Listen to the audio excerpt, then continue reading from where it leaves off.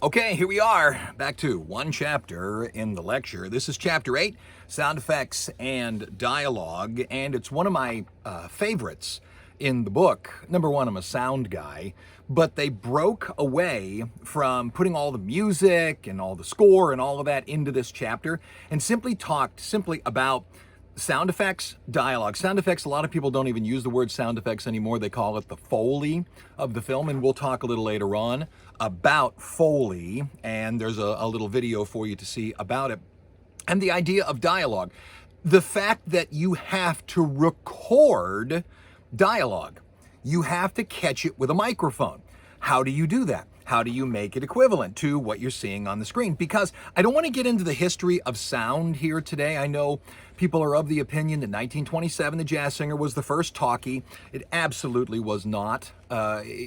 Many films previous used multiple methods of bringing sound to film. That being live, a lot of times what the people were saying on screen, they would have voice actors saying it, the music that was played along with it, and you then had records being sent out with a movie, and if the theater was equipped to play the record at the same time, so you'd have this movie, and instead of having some guy on a piano or some woman, on an organ, you would have the soundtrack to the film on this record, which is what The Jazz Singer was. It wasn't sound on film like you think. It was a record. The Jazz Singer is actually a silent film, but at certain points, if you were showing the movie, you were to play a record, and that record would then be synced to what was happening up on the screen. If you really want to talk about what's the first talkie, it's probably Lights of New York, but you go look that up. I'm the one that said I didn't want to talk about history in this lecture, but then again, killed 2 minutes on it. Let's just assume films have sound, okay? And every so often, someone will make a silent film just for the fun of it, and you have to bring that into your critique. So let's just talk the idea that films have sound.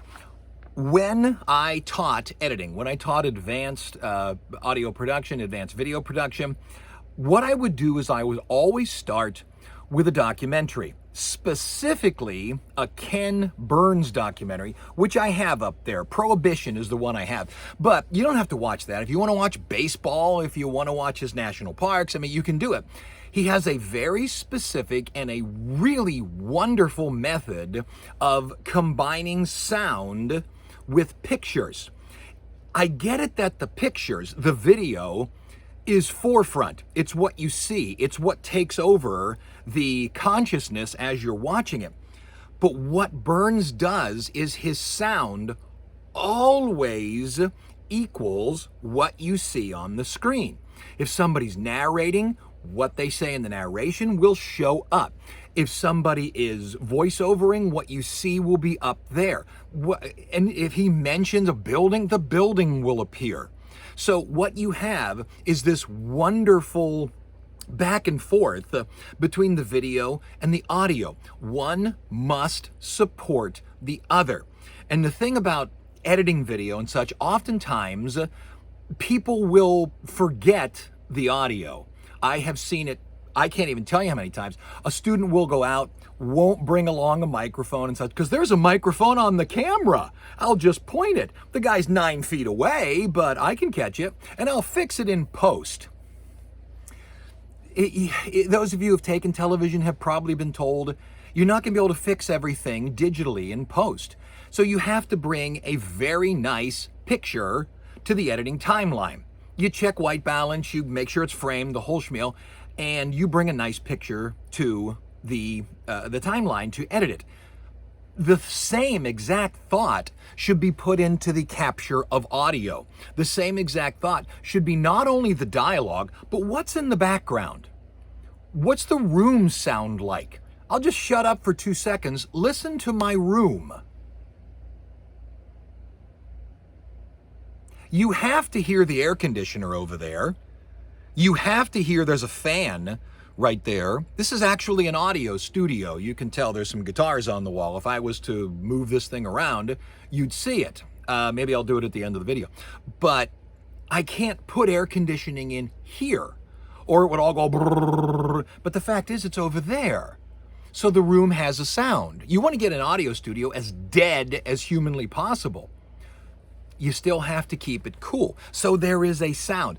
Go watch some of the Ken Burns Prohibition. It's real easy for you to get mixed up and just keep watching it and keep watching it. His work is excellent. I know a lot of students who have said to me, I think documentaries are boring. And then I send them to one of the Ken Burns, and it just captures their imagination. He is literally the tip top of what he does. So go look and notice specifically how the sound is supporting the video and vice versa. Okay? Go, go, go.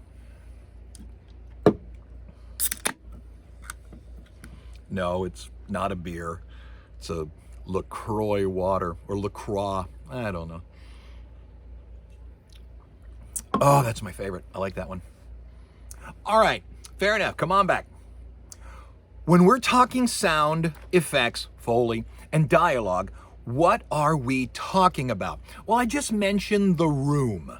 There is a sound to the room. As a matter of fact, a lot of times, what films and videos will do is wherever they're shooting, they will place a microphone or multiple microphones around the room and simply record a half an hour of the room.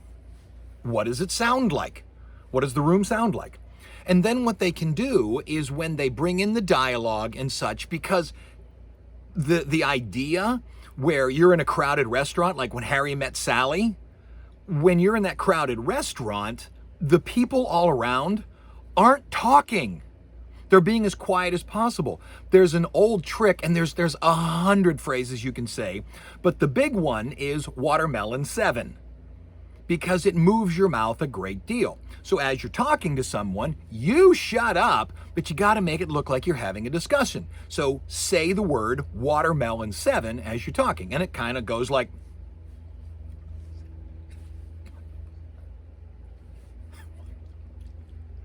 see? You know I was saying watermelon 7, but any of your friends who have taken acting classes, or you, there's a slew of those things. So the scene, except for the two main actors who are talking, who are mic'd, usually from above on boom microphones, they are being captured. They're usually crossed. It's not like this. It's usually crossed like that. So you catch more ambient between them. Two microphones. This microphone is to catch this person, but this should catch a little bit of it. So it's not, no, you want some crossover in there. It's the same when you're doing something on TV, but I am getting way ahead of myself. You record the room. So now you have the audio that you've recorded in an audio board, and there's your microphones, 2, 3, 4, 5 people. You then have recorded the room, and you have recorded people talking. So here are these two people who are your actors talking, and it's as quiet as a mouse, and then you bring up the room. How much room do you want? How much clinking of plates do you want? How much talking do you want? How much dead room do you want? Because if you have a scene with somebody sitting there and they're simply contemplating what to do next, and they're sitting there, dead quiet is not reality. This room isn't dead quiet. The room you're sitting in isn't dead quiet. So even if you've got a person contemplating, oh, what am I going to do next? I don't know why this means contemplate. What am I going to do next? You have room. You have the sound of the room, which you can bring it up. And it's a neat little effect if you have the person sitting there going, what am I going to do? And you make the room get progressively louder and louder and louder. It's a neat little effect. And all the people talking, how high do you want them? You try to catch everything, you'll never get it. So you bring it up in pieces and pieces and pieces for the sake of argument. Look at Oh Brother, Where Art Thou? And I know everybody gets it in their head that Oh Brother, Where Art Thou? You have to play something with the music. You're going to put them in the recording studio, or you're going to have the Soggy Bottom Boys at the end. No, this is the John Goodman Cyclops scene. I want you not only to listen to the dialogue, which is well recorded, but I want you to listen to nature. Believe me, they didn't catch that nature as the dialogue was being said. They caught that nature all by itself, so they could bring it up when there's a fight, bring up the nature a little bit more, so it's still there. Yeah. Listen. Back in a minute.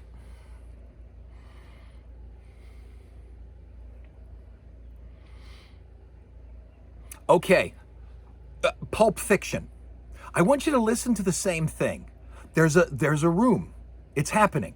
I understand that you have people who are trying to be quiet, but there's still the those little noises that people make, that kind of stuff.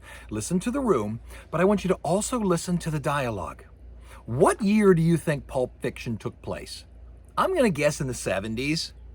So as clever as he is, as Tarantino is, listen to the dialogue.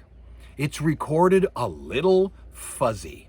And it may be that it doesn't come across real well on YouTube, but if you've got a DVD of it, or you can bring it down in 5.1 Dolby, listen to it. It's weird. It's recorded as if it's one of those old 1970s Bauhaus films. So have a listen to that.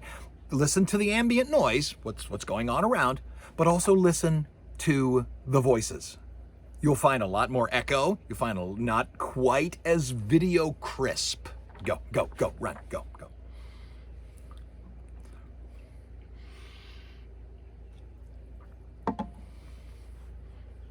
All right, next one. Indiana Jones. This is the one where Indy makes his way into a cave and he's trying to get the Holy Grail in order to save his father. What you have is a cave.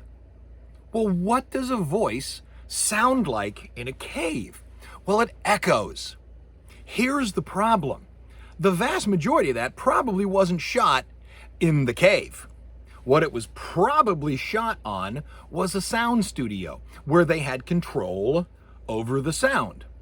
Now, I don't doubt that parts and shots were inside, but the vast majority of it had to be on some kind of a soundstage. So how did they get the cave? Well, they recorded the cave. I know this is going to sound dumb to you, but what they did is come in. I don't know this for a fact, but I've seen this happen multiple times with musicians. They went into the cave. Where are the actors going to be? Right here. Great. So what they do is they take this pole that's got a ping generator on the top. It's also hooked up to a computer, and it goes ping. And what it does is it records at multiple points. The one I watched actually happen was at 24 points. And it recorded how long the sound took to go up, bounce off that wall, and come back. Go up, bounce off that wall, and come back. That wall, and come back. We're talking milliseconds here. Now, understand milliseconds are easily understood by your ears. Many times when I record a person singing, I will have them do a secondary track, and then I'll offset them only by about 20, maybe 30 milliseconds. 30,000th of a second, and it sounds like multiple voices. Not kidding. So what they did is they made a map of what the actual cave would be. And that map then created a reverb envelope. I told you I saw it done. I was an intern at a recording studio when I was an undergrad. And this recording studio was going to record the Cleveland Orchestra. And the Cleveland Orchestra plays at this hall on Euclid Avenue. So what we did was go down, put that ping stick right in the middle of the stage. Boom! Recorded everything. Move the ping stick, boom, got all the, move the ping stick, boom, and grabbed all these things. All of these were then brought back, put into the computer, and it created a reverb effect, okay? Then what they did is they brought the band in, the orchestra in sections. They brought in the drums, then they brought in the trumpets, then they brought in the flutes, then they brought in the piano, then they blah, blah, blah, blah. And this was all constructed together, put it all together so you had grand control over all the parts. You want more horns? There you go. You want more drums? There you go. But then what they did is they laid that reverb envelope on it, and it sounded exactly like it would have sounded had they done it on the stage of this theater on Euclid Avenue in Cleveland, Ohio. Wicked cool. It may be done differently today. I'm only telling you the way I've seen it done. So listen to Indiana Jones. Furthermore, when he says Jehovah, they put a little more reverb on it. It's the voice of, or the name of God. So they a little more reverb, a little more punch. Jehovah. Take a look at it.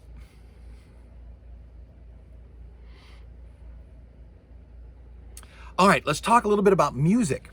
Whiplash. I have got 2 scenes for you in Whiplash. They are this whole movie. If you haven't seen Whiplash, oh, gonna make your life happy. Grab yourself some popcorn, a Jiffy Pop, big thing of Coke, and sit there and watch Whiplash. It's so amazingly good.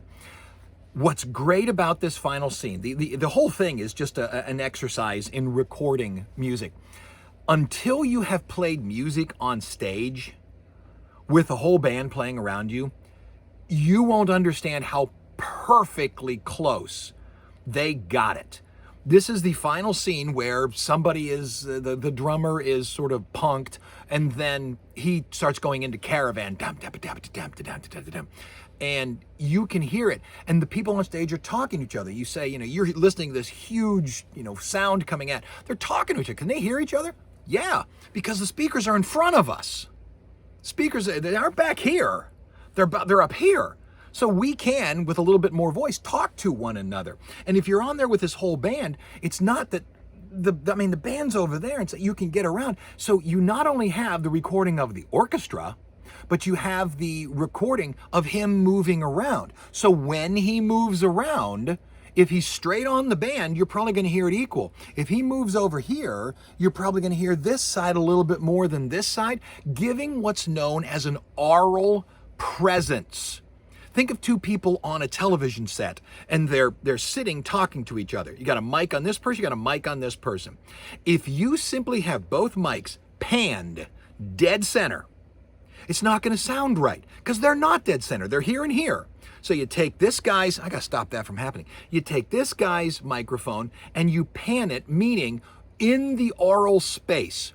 Is the sound hard left? Is the sound hard right? Meaning somebody screaming over there, or somebody screaming over there, or is somebody screaming there, or is somebody screaming there, or is somebody screaming back there? You can tell all of that. And if you take that little pan pot, in the same way you pan a camera, you can pan audio. So what you do is you take them, you look at it, see this is 180. Sound goes out at a perfect circle. That's 180. So this is the 180 degrees in front of you, and then the 180 degrees behind you. All right? So here's these 2 people sitting there. Take this guy's pan pot, turn it and point it at him. Take the other guy's pan pot, turn it and point it at him.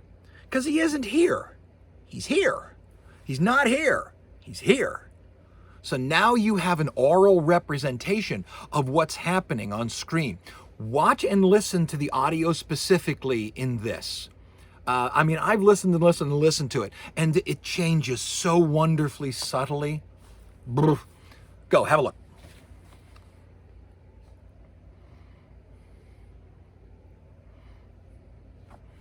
All right, American Graffiti.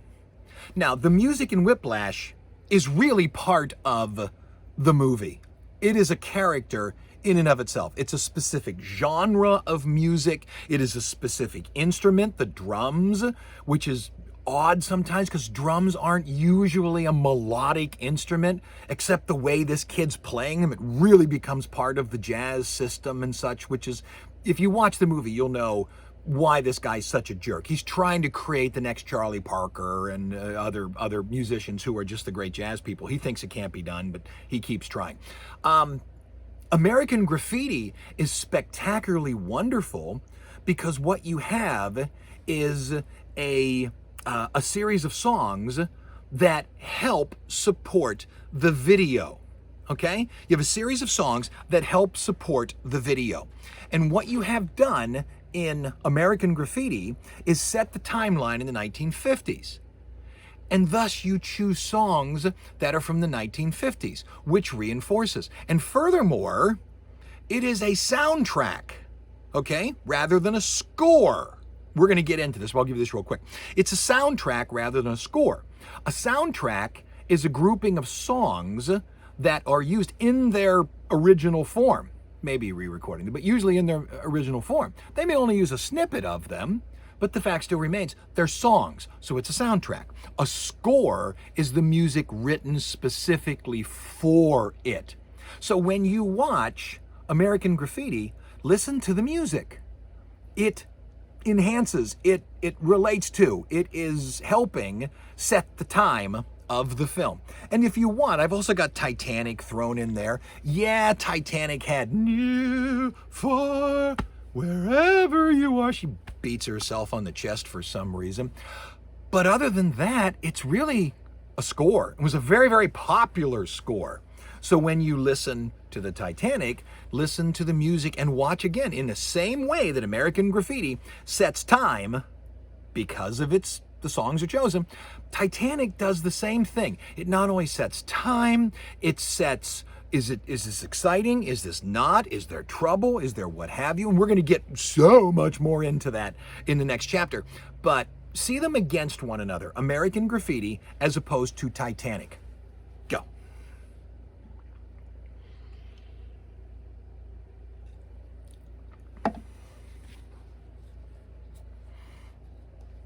You know, it just occurred to me, usually I put my drink over there, but I didn't do that today. Changing it up. Foley.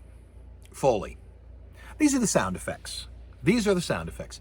Foley. Now you're gonna hear all of this, but Foley is named after the guy that generally invented the idea of adding in sound effects later. Now, there's a lot of sound effects that Foley makes sense. I mean, we need an explosion. Boom. We need this, we need that, we need this with that. Guns don't sound like guns in the movies. When you hear about a shooting and they talk to somebody that survived it, normally they say something like, "I thought it was firecrackers." Because you expect a gun is going to go boom like it does in the movies. And it doesn't. The people who were being shot at in Las Vegas at that country music festival, the guy up in the hotel shooting down, it wasn't a gun. And you say, yeah, but they wouldn't immediately think of a gun.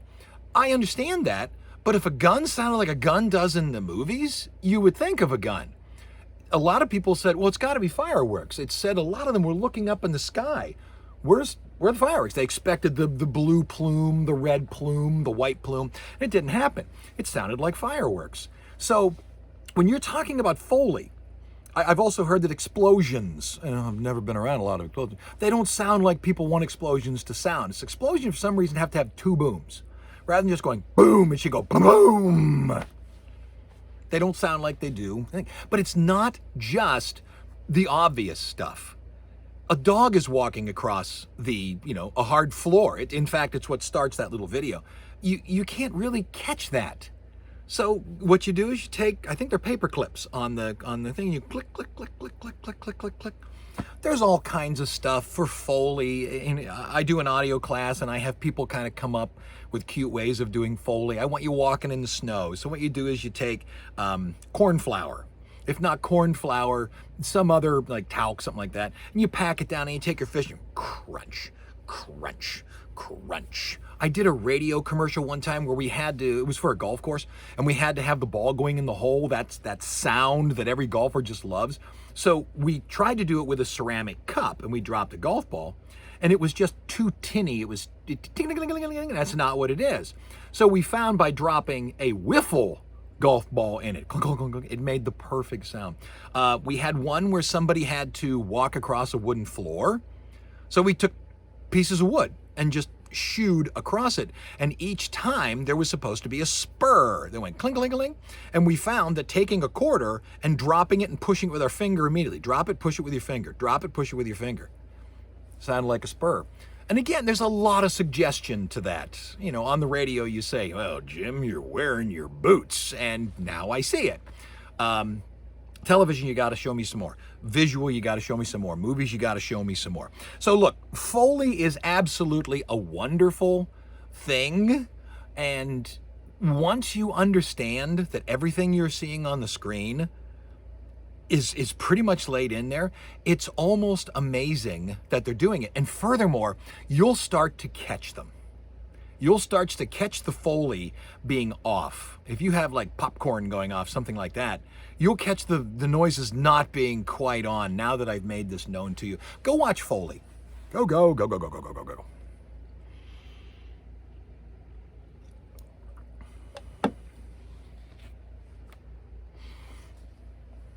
All right. I mentioned this just a little while back, okay?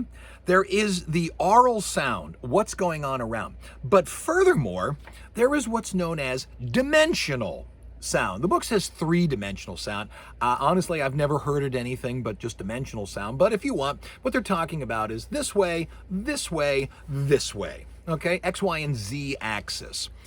The question is, where is the thing? In the same way I talked about those two people. Put the pan there, put the pan there. Where is this thing happening? Where is this thing in space? Where's this sound occurring? If somebody says, hey man, come here, over there, you've got to pan it off the shot. And I tell students, literally, where do you want it to come from? There. Boom. You got it. You're probably familiar with the rock group Pink Floyd. Pink Floyd, people tell you wear headphones and listen to their music. It's really cool. What they did with a lot of the acoustic stuff where you could move and play a guitar, something like that, sing, they would have a mannequin with two microphones in the ears. And they would literally walk around the mannequin. So while you're listening to it, it's walking around. How did they do it? Well, each ear, each microphone, is going to a separate track. There is a left track, there is a right track. See, a little bit of this microphone, what it was picking up, is being picked up over here. Your ears work exactly the same way. If you closed your eyes and then had somebody walk around the room and say, hey, and go a little more, hey, you would be able to, with your eyes closed, point at where they are. How are you able to do that? Your ears, I know this, you're not going to believe this, but your ears are your most sensitive sense. Just for the sake of argument, get a piece of classical music that has a full orchestra in it. Listen to it and say to yourself, okay, now I just want to hear the violins. And you will be able to key directly to the violins. I just want to hear the trombones. And you will be able to key directly to the trombones. Your hearing is so sensitive that it can figure out the difference of sounds in milliseconds. I do it in the studio. I take voices and set them off.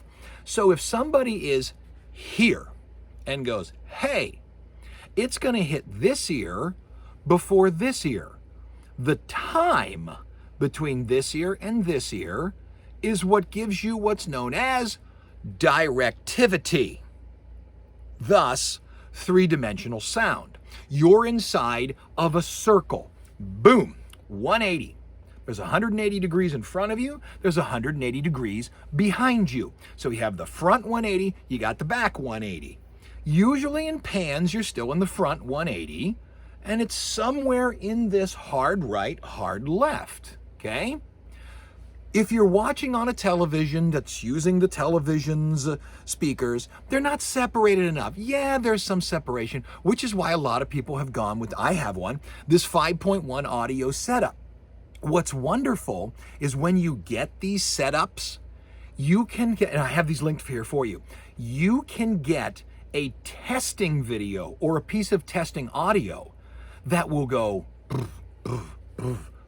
it will use all the speakers independently. And you can sit there on the TV and look at it and go, that's not enough separation. And then push the speakers out a little bit more. And in the bass, and hear that's not enough. I got to bring up the bass a little bit. And you could, I will sit there for a half an hour, chewing on the end of my thumb. Watch the video, and there's a second one there. There's also ones for headphones. There's ones for earbuds. It's ridiculous. There's ones for your car. Because if you're in your car and you set your music correctly, it isn't perfectly between the two. If you look at your balance and you have your balance perfectly in the middle, that's not correct. Not for you, you're the driver. You got to move everything a little bit to the left because you're not here. You're here when you're driving. These things are for everything that'll make audio. Watch that 5.1 audio setup. You'll see exactly what I'm talking about and how it goes directly to this dimensional sound, i.e. directivity of sound. Go.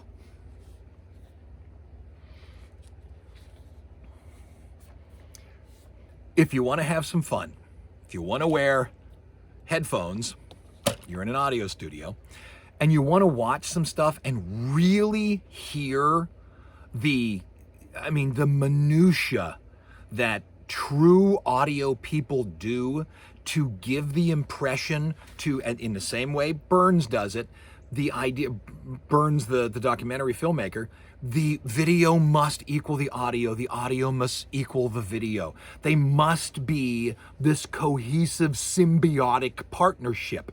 Watch that one there that says best scenes for stereo. Do it in headphones if you can, because again, if you're just doing it on the TV, you're doing it on a laptop, it's not gonna be as blatant. The speakers are too, if you have perfect directivity, but you put your speakers right next to each other, you're gonna lose a lot of it. Headphones, look at the separation. It's on either side of your head. If you can do that, that's great. And by the way, if you want to really listen to stuff that's fantastic, and I know a lot of students don't do this, they go to AirPods and all of that. You don't want that. You want something like this. This is what's known as a muff earphone. And this is what's known as a closed muff earphone. Why muff? Because those things they used to put on your ears were called muffs. But this completely encapsulates your ear. And I say it's closed because it's closed. That's my wife's headphones. These are mine. These are the DT88 Pros. These are about $230. Once again, muff headphones. Trying to get some light in there so you can see it. There we go. These are the muff headphones, and they are semi-closed.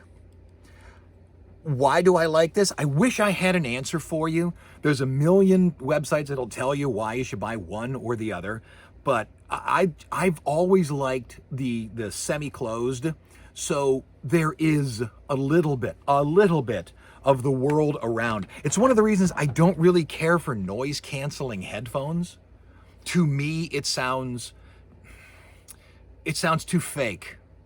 There's supposed to be a little noise.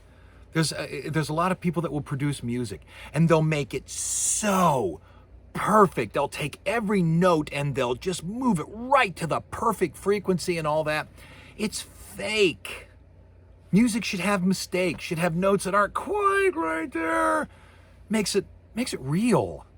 But if you play with it so much, I like a little bit. My wife likes to be completely in the world, and I'm not a big fan of noise-canceling headphones. A lot of people will scream at me, no, they're the greatest things in the world. I don't like them.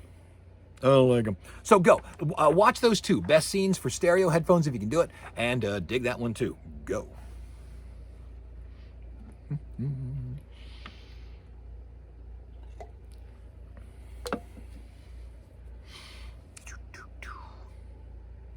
Okay.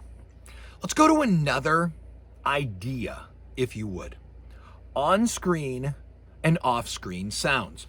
I said earlier that, when I was talking, I think it was in cinematography, when directors go like this or go like this, they're showing what's going to be on screen. And there was an old statement that if it isn't on screen, it doesn't exist. Visually, yes. But in audio, oh no. The dimension, the directivity leaves the screen completely. You can have somebody sitting on the couch having a conversation with somebody in the kitchen. Honey, yes. Think about everything that has to happen. It has to be directed. It has to have a change in volume. You really can't record it straight into a microphone. What you should really do is literally put a wall. They call them baffles. In this thing, you see all that gray back there? That's all a single baffle. If you were to pull that down, there is noise-canceling insulation inside of it. The walls of this place are a baffle. The whole room is a baffle. So what they do is they put the baffle between you and the microphone. So, honey, yeah, and it's through the baffle because you're yelling through a wall to get back to the guy. All these thought processes. And by the way, how tall is the person? Are you going to do something like this? I get it if we're just right here, who cares? But if I'm this big and this guy's this big, you can actually create that Z-axis. Cool. All right. To which people are going to yell, how? Volume, things like that. Reflected sound. The voice that isn't right on you will have zero reflected sound, whereas the person who's talking to him will be talking into his chest. Oh, it can be done. Visible sounds are sounds that occur on screen. Invisible sounds are sounds that happen with no visual. And they are their own audio beauty. Go ahead and take a look at off-screen sounds. It's a neat little video that sort of shows you how this stuff is played with. Go.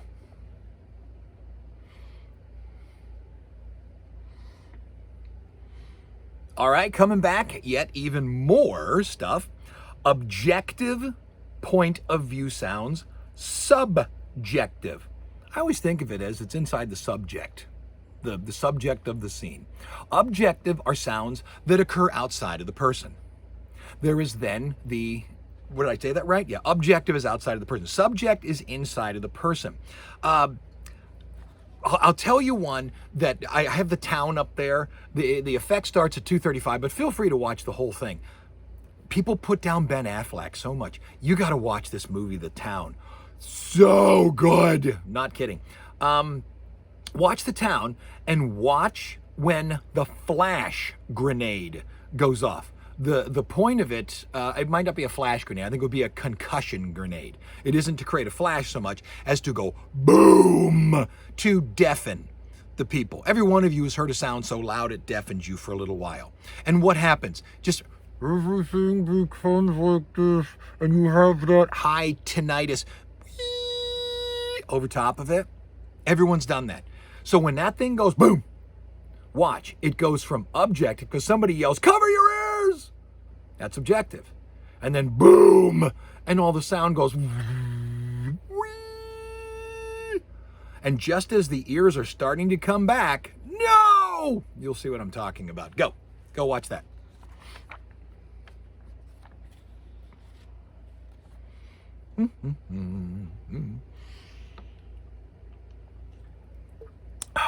I love that stuff. All the flavors. I could drink a gallon of that an hour.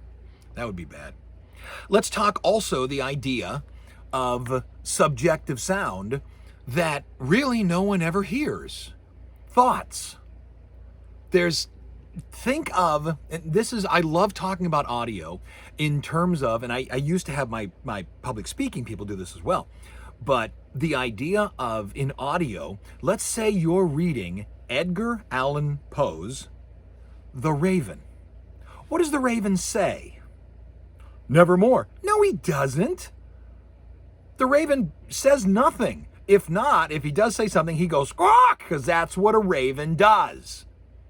In the poem, what you would have is a guy who's insane, who's thinking about the stately Lenore, right? And quote the Raven, nevermore. No, the guy's not right in the head. He's a burrito short of a combo platter. The Raven didn't say anything. He heard it as nevermore, right? So if we're doing audio, what happens? What do you do? Does the Raven say nevermore? Do you only have the person who's speaking, the voiceover, say nevermore? Do you have the Raven go, rah! And then words nevermore? I've always thought it would be a good thing to have the Raven go nevermore, nevermore, nevermore. And at the end of the poem, when it's all over, he starts to leave the room, and the Raven goes, rah! And then flies away. Anyway, I just think that's cool. Go ahead, watch The Raven. You don't have to watch the whole thing. Just get to one of the nevermores. Did you like it? Did they do it correctly? Would my way have been better? All right. Effects upon dialogue. Telling an inner story. Think about it. You want to tell an inner story. Well, where's the inner story? Here. What does the voice sound like in your brain? I know you've seen this a jillion times. They probably added the actor is doing a voiceover and he's going, and then there's maybe a pull in, something like that, or a push to the ear, because this is sound. And then you hear in an overtly reverbed tone, I think I should do something. Think about the voices in your head. And yes, you have voices in your head and you're not, but I doubt they're reverbed. The question is, how do you do it? How do you alert the audience, tell the audience that what they're hearing is the voice inside somebody's head? I know you've seen it where you've heard the conscience, or the conscience has been given a character, or two people are talking to each other. Gee, Jane, you look wonderful today. For a fat pig? Oh, thank you very much, you lying sack of crap. Right? Well, how do you do it? How would you do it? And then go watch Filming Thought. See which one of those you like the best.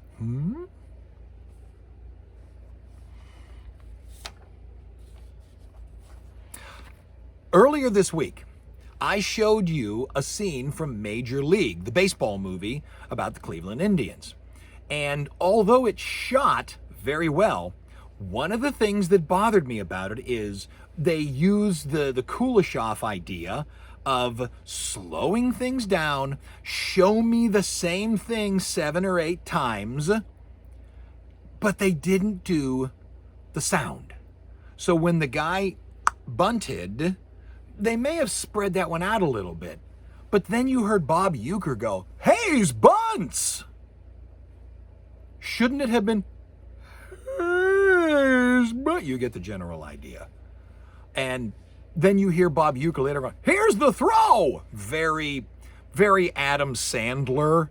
Like we're not able to follow a baseball game. Here's the throw! He's throwing. We see it. But the fact remains, here's the throw is in full, or regular speed, but everything's slowed down. That's tough. That's really tough as an audio person, because you can't really slow things down. That's not endearing. Fast is at least a little endearing. That thing at the end of the car commercials, includes tax, title, and license. Blah, blah, blah, blah. First and last payment due. But slowing down gets that way. What do you do? I chose this slow motion sounds because one of the sounds it does, which I think is really well done, is Kung Fu Panda. It goes that the final fight scene with, is it Mei Ling, the tiger? They're in the fight together, and punches go. And speaking of Foley, when the panda would hit himself, I am the dragon warrior. I have kids, I've seen that movie 100 times. When he would hit himself and his belly would go boom. If you ever get a chance to, you probably find it online. You probably find it on YouTube. I always used to say, if you can get the DVD. No one gets a DVD anymore. You can probably find it on YouTube. There's sort of a behind the scenes of Kung Fu Panda. And what they have is a plastic 50-gallon drum that's filled with water almost to the top. And when they punch the side of it, all the water and the sound is contained within the plastic. So, boom. That's how they got it. But watch the slow motion sounds. There's some that I think are yay, there's some that I think are eh, but the one that I'm really impressed by is Kung Fu Panda, specifically the final scene with, is it Mei Ling? It's one of the two, something like that. Go take a look at that.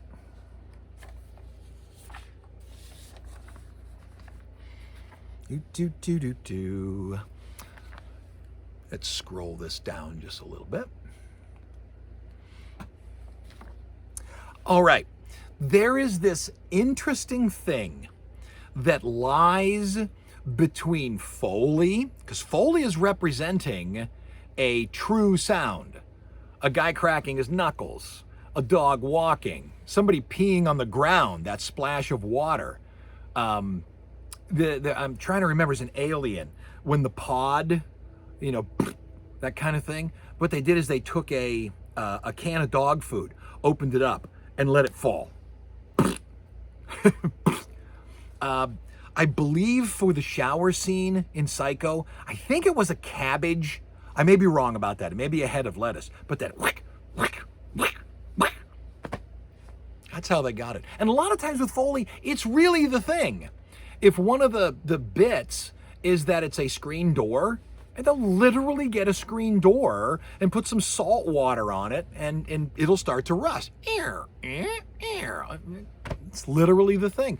There was an old radio show, I think it was Fibber McGee and Molly, where one of the running gags was that he would open the door to the closet and everything would come falling out. And the way they did it was, you ever seen those things that they spin and it's got all the balls inside of it so you can play bingo? What they would do is have all kinds of trash and things inside of it, and when he opened the closet door, they spun this thing. It was meant to make a whole bunch. If you ever watched David Letterman before he got off, he always threw a pencil, and when the pencil landed, you heard the sound of breaking glass. There is, in the world of Foley, a glass breaker. Because if you just throw something at glass, it doesn't make that sound. What you want is the shatter and then the tinkling of the glass coming down. So what they have is this machine's about 6 feet tall. You put a pane of glass in it, and it comes down, after the glass breaks, it comes down into a scooped metal container.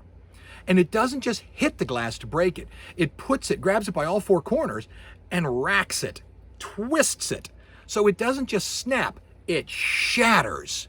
And then shoom, all the pieces go down into that tray. That's how they get that, because something hitting a glass goes blank, that's it. But that pling, that's done with a machine. So there. But that's one kind of Foley. Those are real sounds. And then there's the Foley and the sound effect where you need to capture actual things happening. Okay? But then there's that thing in the middle that's really cool. Here's what we're going to do. We're going to make a movie that's going to take place in space. Okay? And in space, this is going to take place in a galaxy far, far away. There's going to be all these guys dressed in what kind of look like white Tin Man outfits with some weird football helmet looking thing on their head. And they're going to have guns. The guns aren't going to shoot bullets because we're in a spaceship. Come on, let's be smart about this. They're going to pull that trigger and a red thing is going to come out the front of it. You, Foley guy, what's it sound like? Pew, boom, bling, bang. And you, as a Foley guy, have to figure out what it is. And if you know what it sounds like, you have to be able to figure it out. There's Star Wars, the laser gun, the T-Rex roar.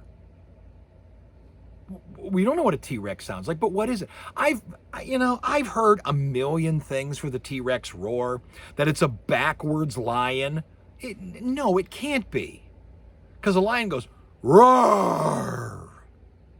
Hear how it was loud at the beginning and soft at the end? If it's a backwards lion, it would go,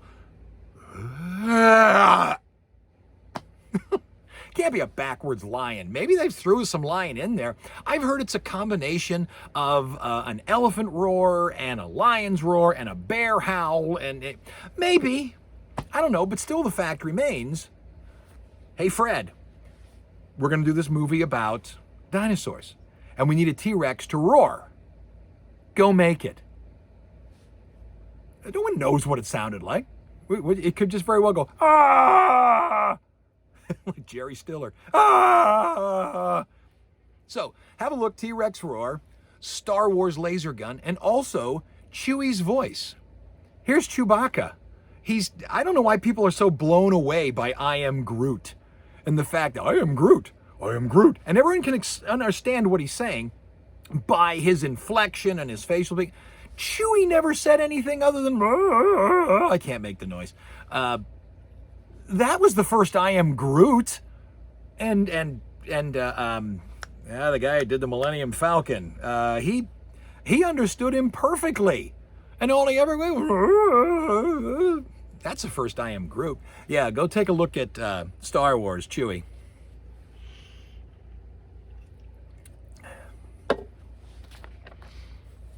Yeah, it's Han Solo. I know I'm sorry, Han Solo.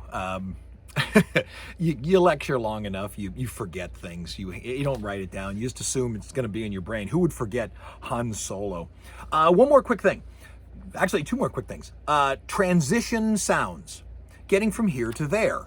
I know this sounds dumb, but you need to get from shot to shot and what have you. And depending on the kind of movie, you could have zip,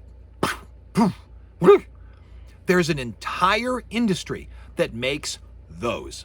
When you listen to a radio station, you know, Weenie, woo, John and Bill, that kind of stuff, all those and zip, there's an entire industry that makes those. The most popular of them is called ear candy. And I don't know that these are ear candy, but you can at least, it's 44 seconds. Go take a listen to transition sounds. It's really nothing, but it tells somebody something new is happening. Yeah, go take a listen to that, it's fun.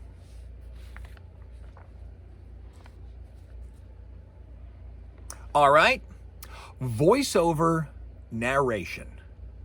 And now, come on, when I say voiceover narration, how many of you immediately go to Morgan Freeman, you know, in The Shawshank Redemption? That's really the gold standard.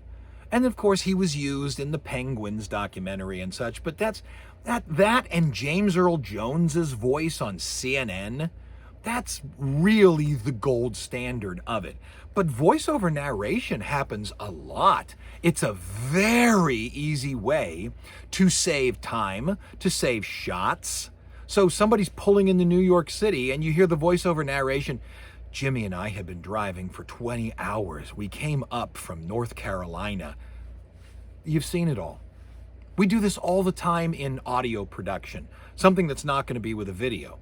If I say, so everybody was gathered in the castle around the table, and the knight began to speak.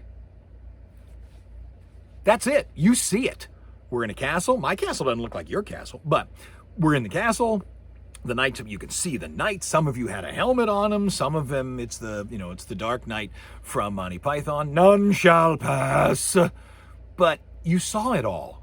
And that happens with voiceover narration. You can do anything you wanted. The voiceover narration in Goodfellas, where he introduces everybody, and it goes from voiceover to the person. This is Johnny 2 times. It's because he said everything twice. How you doing? How you doing? Back into the voice narration. It solves so much. It moves the story along so well. And what's great about it is you want to record it like in a recording studio. Because if it's recorded with ambient sound, with external sound and such, it doesn't sound like a voiceover. It sounds like somebody screaming from on the screen. So you create it without all that stuff. And it comes to life as a voiceover. Watch it. Great voiceover narration, ladies and gentlemen.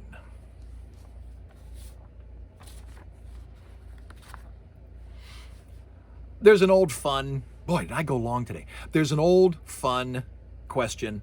If you could have a human being narrate your life, would it be James Earl Jones or would it be Morgan Freeman? I'm a James Earl Jones guy, and I think I'm biased because I met him. And it's one of those things you know it's him. But when you're standing right next to him and that voice is coming out, and I do voice work, and you start to stare at him in third person. Oh my God, that's that voice. All right, I'm running long. I gotta get to terms, but I have one more there for you. Spielberg and sound design. It's a perfect little 8 minutes. It's just a director talking about what he believes sound design is, and it's just wonderful. All right, moving along. I'm gonna try to do this in about 3 minutes. Gaffers. This is in technical crew. We're about a third of the way down. Gaffers, on-set electricians. Gaffers. And a lot of it is because the tape that they use to hold down the wires is called gaff tape. Best boy. It's either gender, but I have seen now they're doing best boy and best girl. Okay, great. The best boy electric is assistant to the head gaffer. The best boy grip is the assistant to the head grip. Grips are usually setting up production equipment. So best boy electric, assistant to the head gaffer. Best boy grip, assistant to the head grip. And if you're gonna do a best boy and a best girl, it's probably the same position, but one held by a young man, one held by a young woman. Location mixer. This is usually the person who holds sound equipment and captures the best Sound. When you're talking about mixer, you're usually talking about the person who's recording, but all of this, it could all be the same person or a small crew of people that are catching. Second unit, director. This is a film unit that shoots secondary shots such as cutaways. There's a real famous Friends episode where Joey, the one who wants to be an actor, he gets to be the rear end of, I think it's Al Pacino. And it's him standing naked in a shower, and all they're doing is shooting his butt. And those are the people that do second unit. We need to get some cutaway. We need some, we need some vistas. We need a hand in close writing something. We need a close-up of this. The actors don't have to be around for that. Go get all these extra shots, and anything you might be cool, shoot stock, especially in digital with no film. Shoot! Who cares? You don't want it, don't use it. This is a film unit that shoots secondary shots such as cutaways. Lead man. Lead man is the person in charge of a swing gang. These are the people that build and tear down sets. I gotta go on. Stunt coordinator. Choreographs stunts and sometimes performs those deemed too difficult for actors and other stuntmen. There's online, if you want to look into stuntmen, there's neat stuff where they talk about how there's an entire crew of stunt people, especially on big movies, that's their whole job. Make sure the stunt goes off and go off quickly, because a lot of times when things are going boom and you got to fall off a building, we can't set up the boom again and again and again. You best get it right straight away, which is why the pros do it. Plus, you don't want to die. Wranglers. These are the people in charge of all non-human performers. I think it's COMM. I might be wrong about that. But there's a place out in COMM that's what they do. They wrangle animals. As a matter of fact, over the summer, they have really neat summer camps where the kids can go and take care of the animals. My kids did it 2 or 3 times. It's ridiculous. They have a reindeer and a wolf and a porcupine. It's the most odd conglomeration of animals, and they're all trained. And that's what the guy does in outside of those camps. He wrangles animals. Still photographers, just that. Takes all the still publicity, whether it'll end up in the film or not.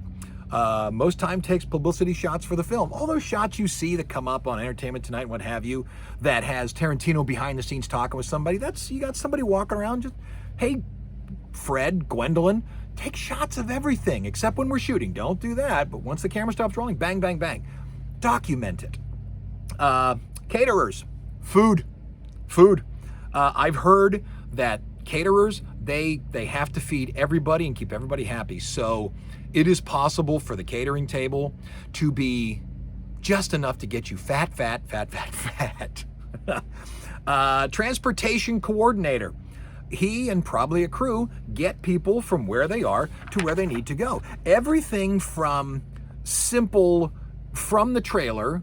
Somebody like Will Smith always has his own trailer. He has this ridiculous RV where you gotta take the golf cart. You gotta go get him, bring him to the set. A couple more here. Post-production supervisor. You know what? Post-production. I'll start on that next time. So you got one, post-production supervisor. But I'll start on post-production the next time because I'm almost at an hour. All right? Done. Bye-bye.